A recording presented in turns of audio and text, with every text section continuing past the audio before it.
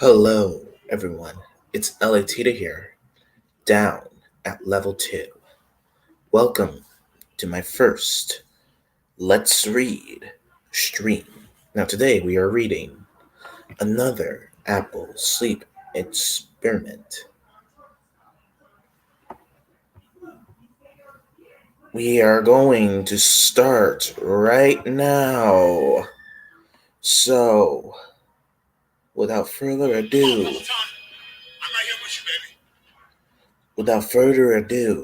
let's get started.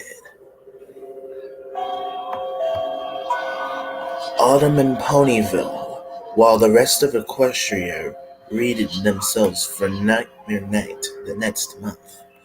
Ponyville busied themselves with preparations for their memorial. Commemoration was the name it was given by the princesses years ago, as was the only title that seemed appropriate.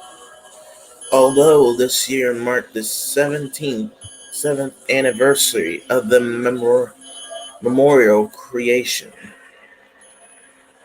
it was still a sore spot for most Ponyvillians. It was created in lieu of cider season, as once active Sweet Apple Acres. Commemoration is a time to reflect and honor those who were lost to the Great Massacre. Most ponies were never truly given a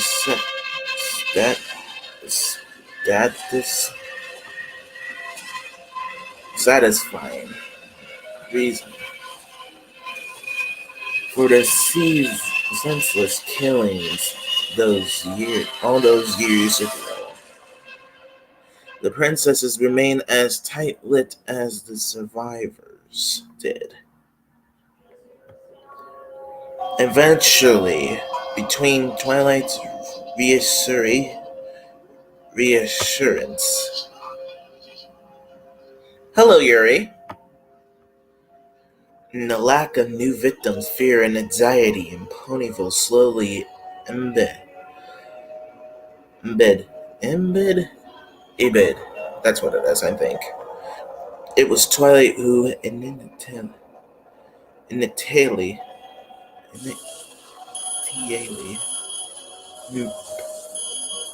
proposed the memorial in hopes that would ease the pain and bring normalcy back to Ponyville. Of course, in doing so, she and her friends had become the official conductors of the memorial. They nursed their own sorrows by making each year better than the last. It was even before the festivals, and magic was reigning in the halls of Castle of Friendship.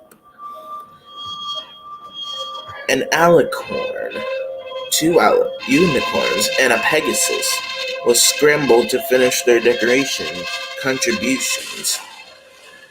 As the sunset drew nearer,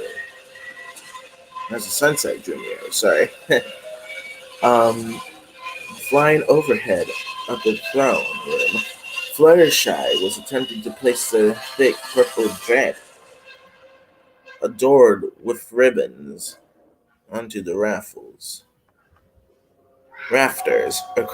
According to Rarity's specifications, a task that seemed easy enough, had it not been for Rarity's refusal to settle for anything less than perfection. No, that simply would not do, Rarity shrilly called to pale yellows Pegasus. Fluttershy sighed in frustration, lowering her huff and holding back the urge to roll her eyes. What's wrong this time? Fluttershy called back to her friend in exasperation, wondering how Rarity could be so far away. Yet yet still she sees some imagined imperfection for the placement of said drapery. Rarity didn't seem to catch or mind the Pegasus tune. It's a quarter of an inch too far to the right. Even I can't. Even I can see it. While I am grateful for your help, Fluttershy, you know how flawless decoration the castle, creating the castle must be for her future guests. Rarity called out, hoping her friend would follow and agree with her logic. She looked away from the ceiling for a moment to finish the stitching. Um, Stitching. One with this complicated stitch work and brain. Wait. Along with the complicated stitch work and brain appealing colors, Bonbon's silk Hassett took center stage in the piece. Her name exuberantly stood beneath it. When Fluttershy didn't echo Rarity's logic, Rarity turned to Twilight to back up her stance. Wouldn't you agree, Twilight? Twilight sparkled. The Princess of Friendship didn't seem to head the growing tension between her friends as she busied herself with the checklist. It was nearly as long as Rarity's unfinished masterpiece. She glanced up from her scroll, tied eyes locking on the unicorn before following her gaze to the drapery about above. That's what I meant. Whoops. It looks great. It looks great, Rarity. Twilight muttered absently as the quill in her magic jotted down yet another unchecked task. Just move it slightly to the left, Fluttershy, and you'll be good. We don't really have time to fuss over silly details like that. Starlight Glimmer firmly chided, like a mother scolding her misbehaving children. Starlight's horn was aglow, and she was busying herself with ice picks and a giant slab of ice. She's been sculpting for the better part of an hour. I think she's been. Oh wait, there it is. She's been sculpting for the better part of an hour now, and she took great pride in the art she was able to create thus far. The sculpture showcased each of the fallen, and Starlight only hesitated for a moment. When she reached the smooth surface of ice, where the 14th pony would be, Starlight's heart pangered and stomach clenched. She swallowed the back of a burp of bile, knowing that it would do no good to bring up her objections. For the sixth consecutive year, this memory has become a staple in the life of pony villains. Ponies understandably wanted that 14th pony remembered and honored, even if, unbeknownst to them, she was the pony who had slaughtered the rest. Rarity bristled as Starlight's comment dismissing her in the whole statement. And how exactly do you suppose that the ice sculpture won't melt by tomorrow? Rarity asked. And though the question was genuine, oh my god, these words, man, I don't get it. Was genuine. Her tone reflected her inner bitterness. That is. I've done my research. There's a spell that prevents ice from melting. I found it in an old book in the library, Starlight answered tactfully, and devoid of annoyance. Still, Rarity was unimpressed. Fluttershy said nothing, secured the drop in place, and flew back to the ground before Rarity could protest yet again. Rarity pulsed her lips to the side in defeat. She was clearly outnumbered. It'll do, Rarity finally said with a sigh. Next, I'll have you hang the floral arrangements. Fluttershy ears dropped, along with her stomach, just when she finally felt freed from Rarity's deranging eyes. She was thrust back into the thick of it again. Sally rolled her eyes and pulled the finishing touches on the final sculpture. As much as she would have loved to take a step back and reflect on the ice sculpture's mastery, Sally intends to turn away from it, and she was hoping no pony would notice its completion, so she would have to be remained for the final phase. However, Pegasus' desperation to get out of the floral hanging duty was only too pleased to offer us a compliment. It's lovely, Fluttershy said with an encouraging smile. She trailed off a little when she too saw the 14th face. Seeing that confident, unbraiding joy on the bridled joy on the frozen, lifeless face was too much for her delicate sensibilities. She could do nothing but suffer the impact of the tide wave of grief. I I miss her. Fluttershy's statement hung in the air like a dead weight. Rarity, Twilight, and Starlight paused whatever they were doing to linger that awkward silence. When the simultaneously stared at the ice. Unlike Starlight's bitterness or Fluttershy's grief was grappling with deep-seated guilt. It may have been several years now she had seen that pony's face, but she could never forget their final conversation. Applejack, I don't know what you're talking about. There was no potion. You worked yourself too hard, and it caused a mental break. Twilight could only speculate how painful those words, those lies, must have been to the Flora of elements of honesty. When she reflected on that day, she still wasn't sure was complied her to leave her former best friend in such a callous way. On better nights, she could just justify her actions by remembering how important friendship is for other ponies in Equestria to embrace.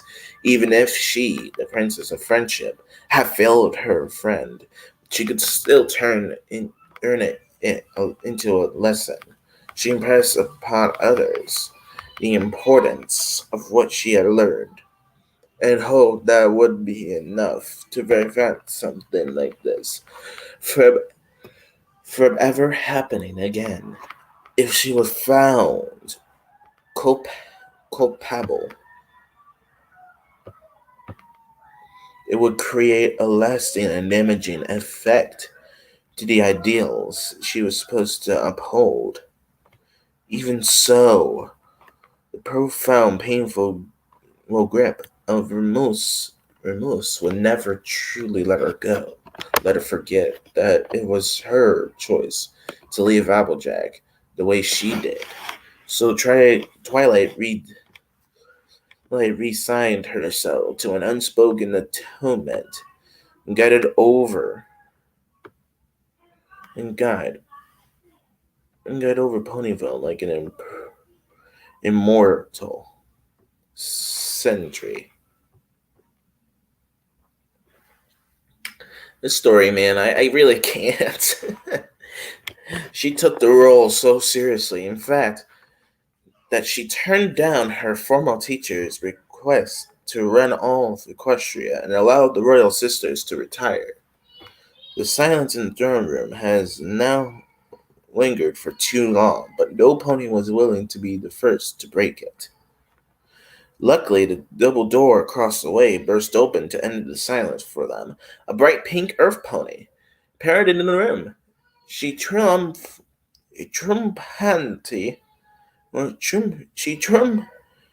trumpantly pushed the large dessert cart into view. "I'm back!" Pinkie called out joyously, with a voice so powerful it could have alerted the entire castle. She hurriedly pushed the cart towards the others to show off the various cupcakes, pies, custards, pastries, and the elaborate four-tiered cake that has prepared in the castle's kitchen. "Oh my, you mean more?"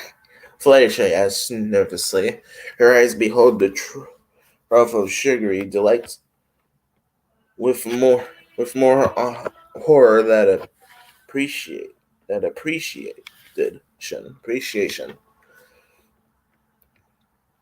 "I don't know how many ponies are coming to the party, and I want every pony to try as many different desserts as they like," Pinkie answered swiftly, blissfully unaware of Fluttershy's skepticism. There are, there are only so many ponies in Ponyville, Starlight said pointedly. She glowered at the ever growing mountains of desserts. True, but that doesn't count the ponies of Canada, Cloudsdale, the Crystal Empire, Trunhan, Huffington, Appaloosa. Wait, what? Twilight interjected, finally resting her quill to join the conversation. I'm simply different calling her. Or wait, was that Pinkie or just?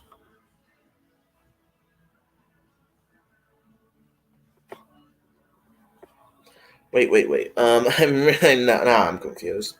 I'm just so superlatively nervous. It did for the party. I sent squirrels everywhere. This year's celebration will be so big that all of Equestria will commemorated with us. Commemorate. I can never remember what it's called. Piggy giggled, then quickly answered, "So get those taste tester ready. It's time for the next course of creamy, delicious, dreamy cupcakes." There was a collect that turned of stomachs in the room as they mentioned to try Pinky at the mention of trying Pinky's dessert. She had started baking 3 days ago and hasn't stopped. It would have been so unbearable if she was so insistent on her friends trying and approving each batch. Everybody was well beyond their tolerance of concentration sugar. "I have every flavor you could possibly think of. Strawberry, raspberry, boysenberry, brumbleberry, banana, orange, blue, and..." Pinky stopped mid-rapid rainbow. I'm sorry, but why is Pinkie Pie so good? I don't know.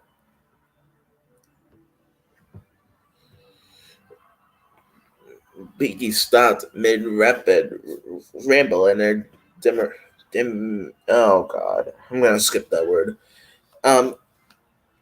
Instantly dropped. She unintentionally told a lie. Just then, by but declaring that she had made every favor, that there was one flavor she had purposely left down, a flavor and ingredient that she would never use again.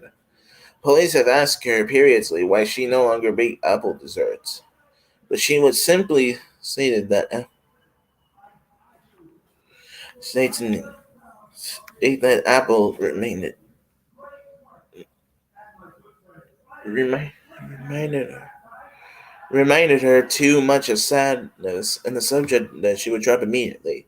Once again, the silence hung in the air, but this time it was cut short by the sound of a speedy Pegasus zipped through the open doors and completed the circle of friends. And sorry I'm late. We're playing we're planning or decorating or something now, right? Rainbow Dash asked, over and over those chairs around the circular table. Rarity scrumped up her face in disapproval. The rest of us should. The rest of us certainly have been. We've been here since dawn and still have so far to go. This is only the 10th tapestry, I will have to stay up all night to finish the rest. What could possibly have been more important than this, Me and the Wonderbolts. The Wonderbolt tonight. Twilight immediately corrected. Whatever, we're practicing the routine. We're gonna perform tomorrow, and I want to make sure that it was just right. And then Spitfire made a comment about how I was going to tire myself out. And I said that even with all my practices, I could still whoop her ass. Eh, eh, eh. Wow. In a race, and it sort of turned into me racing all the Wonderbolts to prove a point. Remember that Schmidt with the guilty smile. My animals haven't been fed all day. We really could have used your help. Fluttershy interjected in interest, and Rainbow was surprised to see her. Of all ponies, aggravated her absence. She would know it must be serious if Fluttershy was frustrated. I'm sorry. I'm here now, though, and I'm still not too tired to help. Here, I'll hang these, Rainbow said, gathering some of the bontique on the ground and zooming across the room. Rarity's eyes witnessed in horror. She trusted Rainbow Dash at least to hang her four aggressments just right. She tried to protest, but Twilight spoke first. That'll save us some time. Since Pinkie apparently invited all of Equestria, we have to get these tasks done as quickly as possible. I've divided our duties into separate lists. Twilight said horrifically the bunch by levitating long scrolls of checklists items each of her friends. If we get started now, we should finish about an hour before the celebration begins. Sure wish saying the assistant was around to help us. Rarity grumbled bitterly while eyeing her task list. But I suppose one does have to leave the nest eventually and forge a path all their own. Oh, don't worry, Rarity. Every pony is invited. Don't worry, Rarity. Every pony is invited, and we could catch up all day tomorrow. Pinkie exclaimed her happily, rolling the checklist and depositing into her mane, and as if to glean the information on the scroll through osmosis. But first, we got work to do, Starlight asserted. A collection sort of sight around the room was followed by various admission of agreement. It was going to be a long night. This is tiring me out right now. I'm gonna take a break. I'll see you next time. Oh, jeez.